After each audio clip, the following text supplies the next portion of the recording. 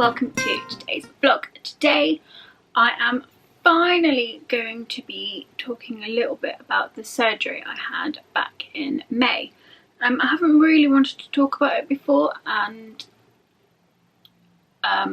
sort of 2 months down the line I am feeling a little bit overwhelmed by it all. I think the adrenaline and it's all just sort of caught up with me a bit, and I think maybe talking about it will help.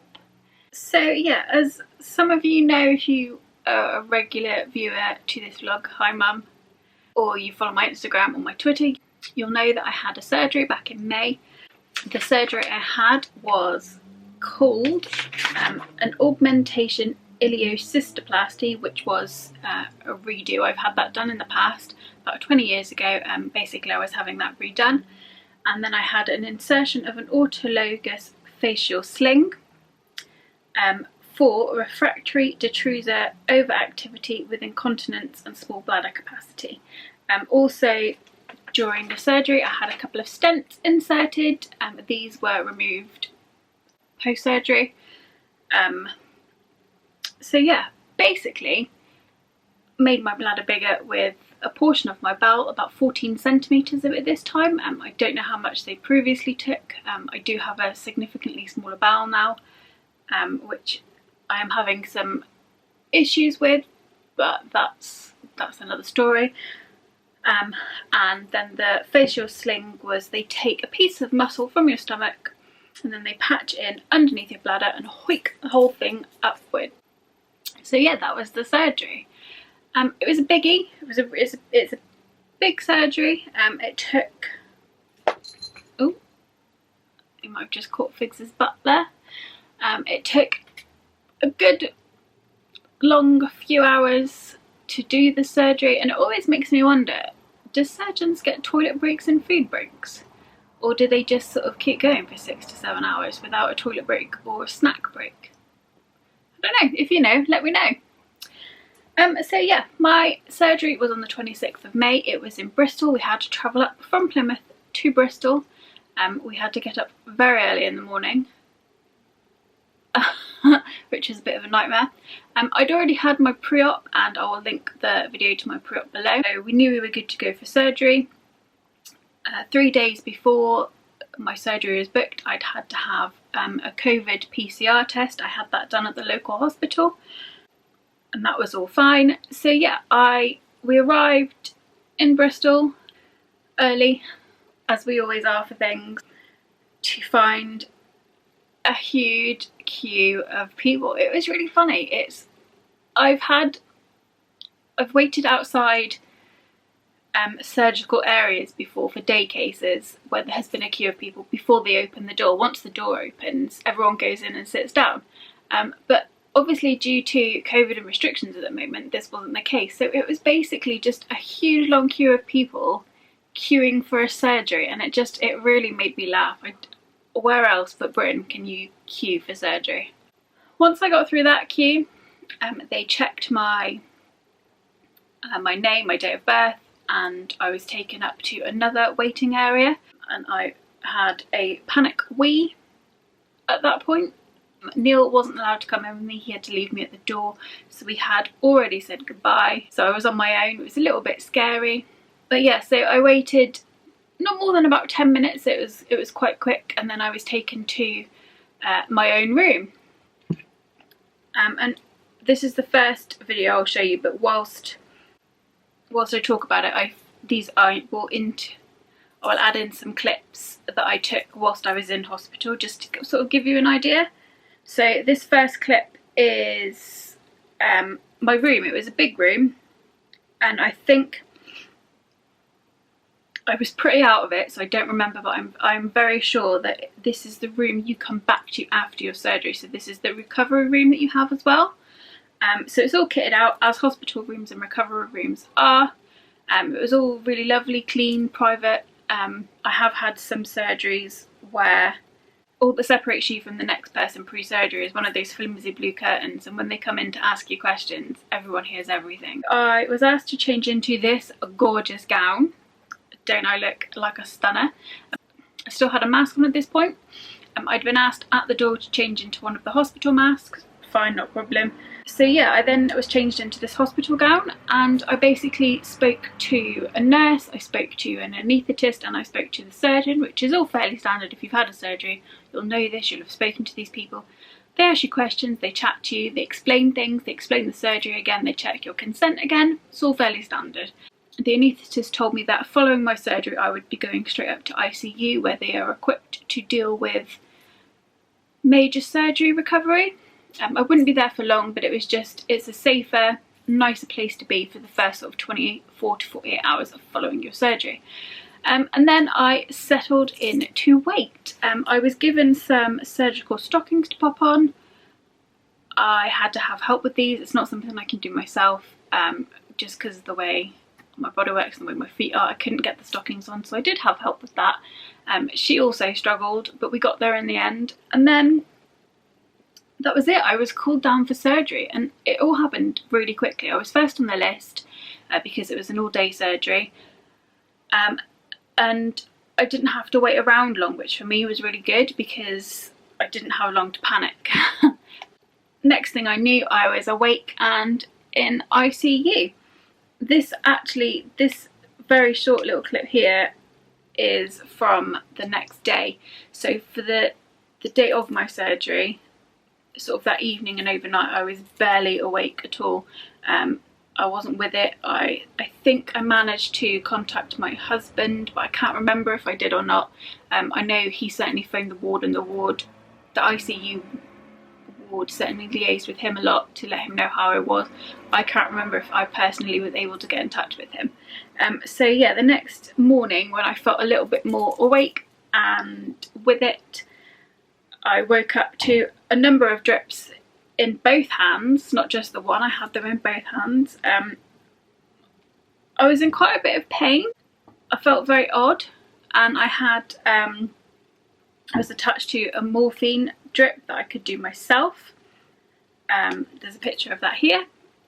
I was given my first cup of tea post-surgery in a really cool sippy cup. I love a sippy cup. I've got very fond memories of a sippy cup that I had at my grandma's that one day she tragically threw away, which I've never gotten over. I loved that sippy cup. It was the Tommy Tippy one, and believe you me, tea tastes better in a sippy cup. They're basically cups that make it easier for you to drink when you lay down. I was laid down at this point, and actually being laid flat was really uncomfortable for me, so I let them know that, and they helped me to sit up a little bit more in the bed, which was really good. So they taught me how to use the morphine plunger, and basically every 3 minutes I was able to dose myself up with the mix of painkiller cocktail that was in the drip, and that was really good. I really thoroughly enjoyed that. A couple of hours after that, once I was awakened out of any immediate danger, I was transferred to another bed, which was a very painful experience. Lots of nurses and things got involved to transfer me from one bed to another. It really, really hurt being moved. It was quite scary how much it hurt, that first initial movement. And once I was transferred onto another bed, I was then taken down to a ward. So from ICU I was taken to a ward. This is the ward that I was then going to stay on for the rest of my hospital stay, really. And I was taken to a room. It was a lovely room. It had a nice view out of the window. I could see the sun, which was lovely. I had a TV, there was a toilet, there was a bathroom. It was my own self-contained room. The ward was huge, and that's how it was made up. I didn't really see it all, but my understanding of the ward was there were lots of individual rooms where everyone had their own bathroom, and then there were 2 bays opposite the nurse's station for sort of higher obs, or yeah, that sort of thing. So I started off in this room, and then Neil visited me. So I saw Neil for the first time. That was really nice. Again, still wasn't really with it. I don't do well with general anaesthetics. I can take a good week to come round properly and sort of get over the effects of a general anaesthetic. But Neil did tell me at that point that my beautiful cat B, she had passed away the day before, so must have left for Bristol, and she'd come upstairs, got under the bed, and just went to sleep and never woke up. My parents were looking after the cats and they found her and they did everything that they needed to do. But yeah, that was really sad news to wake up to. I think it was a good thing that I wasn't able to sort of grieve as much as I might have done had I have found her myself. I'm really glad I didn't have to find her myself. I'm sorry that my parents had to. But yeah, so that was a bit of sadness that I experienced the day after my surgery. Due to COVID restrictions, Neil was only allowed to stay for an hour. You were only allowed one designated visitor and they could only visit for an hour a day.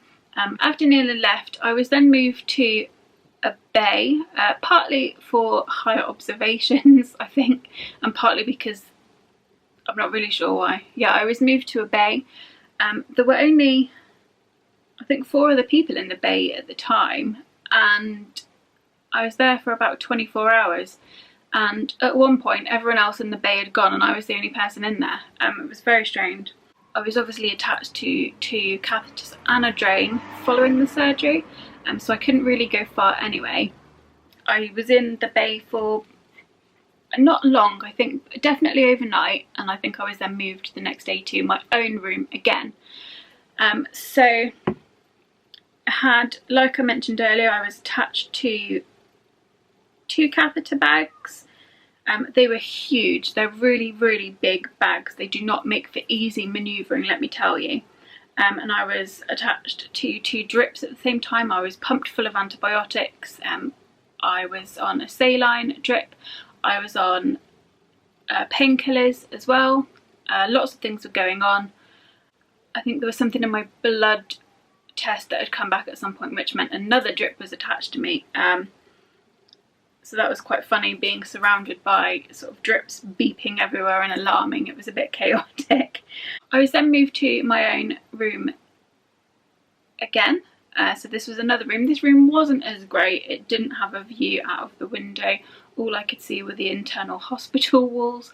I couldn't tell if it was sunny or cloudy or rainy outside, which was a bit of a bummer. But again, you had your own bathroom, you had your own TV. They're quite cosy little rooms. Once you're inside that room and the door's closed, you can only hear the very loudest of noises outside, which is quite nice. It's quite a peaceful environment to recover in, which was really good. The doctors come around every day to ask you how you're doing. They ask you questions. They ask you every single day, have you had a poo? The answer every single day was no, I have not. It's really important after a general anaesthetic anyway that you go for your first poo, because general anaesthetics slow your entire system down, and it can take a couple of days for everything to kickstart, work back into gear. So it's really important that you have your first post-op poo. I'd had bowel and bladder surgery, so it was even more important for me that they knew my bowels were working as they should.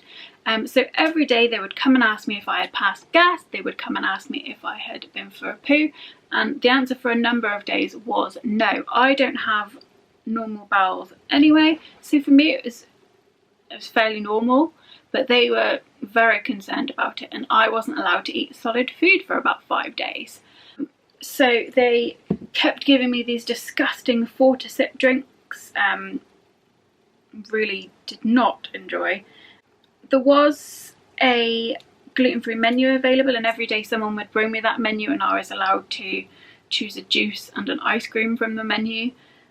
Juice is just juice. The ice cream was disgusting. It is that ice cream that never melts and has a really odd texture. Needless to say, I never ate the ice cream. I drank the juices. I didn't want the 4-to-sips because they were horrible. The hospital did have a gluten-free menu as well. It was quite frankly crap. The food there was terrible. I really was not impressed by the food at all. The food in my local hospital is a lot better, especially the gluten-free choices. The gluten-free choice at Bristol is really rubbish. Very, very disappointing. After I think maybe day 5, day 6, after I had been given laxatives and I'd been up all night with severe wind, they rustled me up some peppermint tablets and I finally passed gas and had a poo, and everyone was very excited, and I was allowed to eat a solid food. So I picked a flapjack from the gluten-free menu.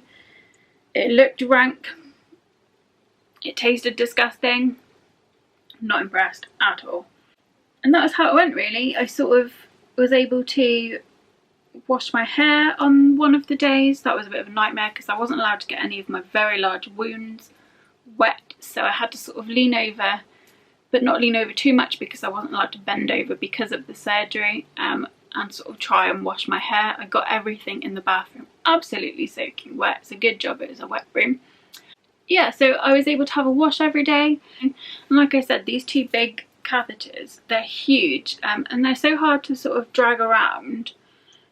It just was a bit of a nightmare, really. And I did have quite a few days where I hadn't seen Neil because he was travelling from Plymouth to Bristol, and I didn't want him travelling that much or that far. And even when he could come, he could only come for an hour a day, and I was tired because I wasn't sleeping. I was in a lot of pain. The catheters were causing me a lot of discomfort. The surgery was causing me a lot of discomfort. I was just very miserable and down quite a lot of the time I was in hospital. It is hard to be isolated like that. And I did find that whilst everyone was very nice in Bristol and the ward was lovely and quiet, I did find that the nurses did not have a lot of time for you. They were happy to talk about your immediate physical care, but nobody sort of wanted to stop and talk just to see how you were, which I get. They're super busy and they've got better things to be doing than talking to me, but I think sometimes a little bit of reassurance over my mental well-being would have been really nice, would have been a bit helpful, but it is what it is. Yeah, I was in an unfamiliar environment, which didn't help. I was far away from my family, which didn't help. I'd had a major surgery and I was basically on my own, none of which helped. So I did cry a lot. I was quite distressed for some of that time. I didn't sleep a lot really while I was there. I had blood tests daily whilst I was in hospital. I had a number of COVID tests. They were very distressed about my COVID status on the day of admission because it was a different hospital trust that had done the PCR test and they couldn't find the results. And there was a lot of panic. So I had another COVID swab before the surgery. I had another one when I was in ICU, and then I had 2 more when I was on the ward, which, believe you me, is a lot of cotton swabs to have shoved up your nose. I spent hours and hours watching The Chase on Challenge because the channels were freeview, so there weren't a huge amount of channels to choose from, so the one I put on mostly was Challenge, and I watched a lot of Bullseye and The Chase. So yeah, on the 7th day I had all of the cannulas and stuff removed. They had made quite a mess of my wrist.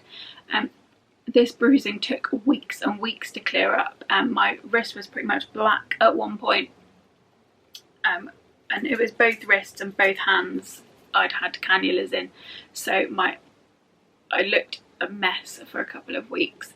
Yeah, so those were removed, and the catheters that I had were changed from these sort of big heavy duty hospital ones to much smaller bags that would be changed once a week and were a lot more manageable. On the day of my discharge, I was sent home with bags and bags and bags full of equipment. It wasn't enough, it was only enough to last me sort of a couple of weeks. And I was also given a referral to the district nurses in my local area who would come out to assess my wound and just basically help me through the next couple of weeks. Yeah, and then Neil came, we waited for pharmacy, I was sent home with a great big bag full of drugs, and I was allowed to go home with Neil. The journey home was a bit much, it was very painful, very uncomfortable, and when I got home I basically spent like the next 8 weeks in bed. So it now has been about, well, over 2 months since my surgery. I have now had both catheters removed and I will talk about those in another video. I've had a number of tests since the surgery and they're confident that it's worked. They're confident that they've achieved exactly what they wanted to achieve, which is really great news. I'm having a lot of problems with the wound and my scar. I'm still having that dressed twice a week by the district nurses at the moment because it dehisced at one point and it got infected, and it's just been a bit of a ball ache, quite frankly. We are starting to now see progress in the healing, so hopefully it won't be too long before I am all nicely healed and can have a proper bath.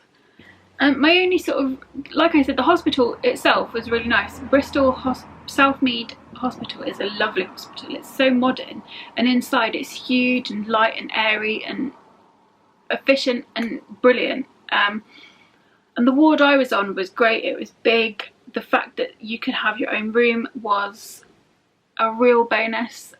I don't like sharing, so being on my own just was a lot better for me personally, with the only problem being once that door's shut you are quite isolated. Nobody really comes to talk to you unless it's sort of your observation time or medication time, so it can be quite isolating as well, which, like I said, might not be so great for your mental health. My only sort of real issue was that when I first used the bathroom in my room, once I was given the room after I'd been in the bay, there was blood on the wall, and it was not my blood. That blood remained there until after I had left, and they didn't clean the bathroom the entire time I stayed in it, and I think my actual room was only cleaned twice. I don't know if this is standard. To me, during the current climate, I felt like they should be cleaning it a heck of a lot more than they did, and certainly when I had my surgery on my ankle last year, the room I was in was cleaned a lot, as was the bathroom. So it was a little bit strange, especially not to see the bathroom cleaned for a week. Luckily, because I was weeing into bags and I didn't poo for a number of days, my bathroom didn't need a clean that much, maybe, I don't know. But that's sort of my only real complaint about the hospital. And also, when I was discharged, because again it's two different trusts, two different NHS localities, I very much felt like I was sort of left alone to sort all these things out for myself. I didn't really have anyone to call or any backup when things went wrong, and believe me, they did go wrong. So that was quite stressful, not having a link back to the hospital. But that's it, it's done now, and I'm sure if I actually lived in Bristol where the hospital is, things might have been a little bit smoother. I don't know. That's it really. I'm now in recovery. I'm still not really supposed to bend down, and let me tell you, bending down is painful. I do have quite a hefty dressing on my stomach still. Some of the scarring, some of the wound is now healing and is scarred. Some of it had scarred and then reopened a little bit last weekend, but that's fine now. And then sort of the middle piece of the wound is very much still trying to heal itself. I'm still signed off sick at the moment. I'm hoping to go back to work at the end of the month. I still have to take things really slowly. I can't lift anything heavier than a kettle, and like I said, I'm not supposed to bend over, and I do have quite a few high pain days. My stomach really hurts, but I have been told that the autofacial sling surgery is one of the more painful surgeries that you can get, where they've removed a piece of muscle from your stomach. That hurts. Where they've attached it back under your bladder and hoiked everything up to where it shouldn't be is painful, and I am finding that. My stomach is crazy swollen. So here, this is sort of swelling and bloating still from the surgery, which is really gross and ugly, and I hope that goes away soon. But yeah, my whole stomach area really hurts. My bowels are still quite off. But yeah, I mean, there are sort of some niggly things going on, and I am feeling a little bit overwhelmed by everything at the moment. It was a stressful surgery. I did have quite a few days where I just broke down, and I cried and I cried and I cried, but all in all, I'm doing really well. That was my surgery journey. I think probably a little bit of a boring video. It's more of a, I just talked about myself for half an hour than I've given you any informative information. I would say that I would tell you all about this surgery and what to expect from it, but my surgery is a super rare surgery. It's so rare actually that my surgeon is writing about me and putting me in a book. So yeah, I'm going to be in a book. How cool is that? My bladder in a book. Amazing. I'm doing okay. I'm getting there. I have good days and bad days, but I'm getting there. So anyway, enough about me. I will leave this vlog here. As always, thank you for watching if you stuck with it this long. Don't forget to give me a thumbs up. Don't forget to subscribe, and I'll be back soon with another video.